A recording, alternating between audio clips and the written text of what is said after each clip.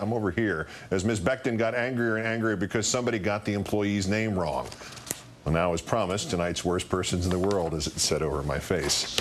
Brought House Minority Leader John Boehner before the House approved the stimulus package. He called it generational threat and said it's clear that it does not create the jobs. Boehner's statement this week after the administration funneled $57 million to his state of Ohio's Department of Transportation. He complimented those shovel-ready projects that will create much-needed jobs. You know what's also shovel-ready? The minority leader. Tonight's runner-up, the California Republican Party, while the National Party spent much of the last campaign bitching about Acorn and Democratic voter fraud, the California GOP hired Mark-Anthony Jacoby, and his business Young Political Majors to lead its voter registration efforts in California. Mr. Jacoby has pleaded guilty now to voter registration fraud in Los Angeles. There was no vague association between the Republicans and Young Political Majors like that between Acorn and the Democrats. The LA Times says Jacoby got between $7 and $12 for every person he registered as a Republican. And he often tricked people by saying they were signing a petition to toughen penalties against child molesters. Jacoby and Young Political Majors are also under investigation in Florida and Massachusetts. They have been sued in Arizona. So they say Acorn, you say Young Political Majors.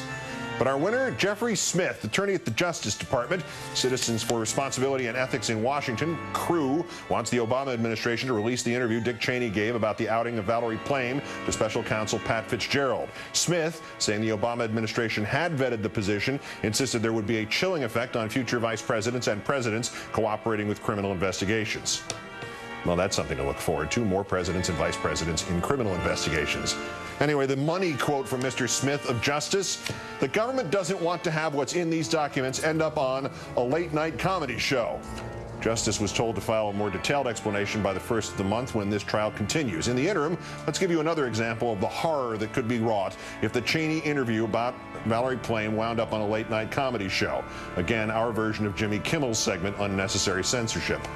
One doctor indicated that her rates have gone up so much that she's now to the point where she is patients. Well, I don't know very many congressmen, for example, who were eager to 200 al-Qaeda terrorists. As we told you, he had an accident. He was moving some boxes in his new home outside of Washington, D.C. in McLean, Virginia, and he apparently twisted... Justice Department Attorney Jeffrey Smith keeping us from stuff like that.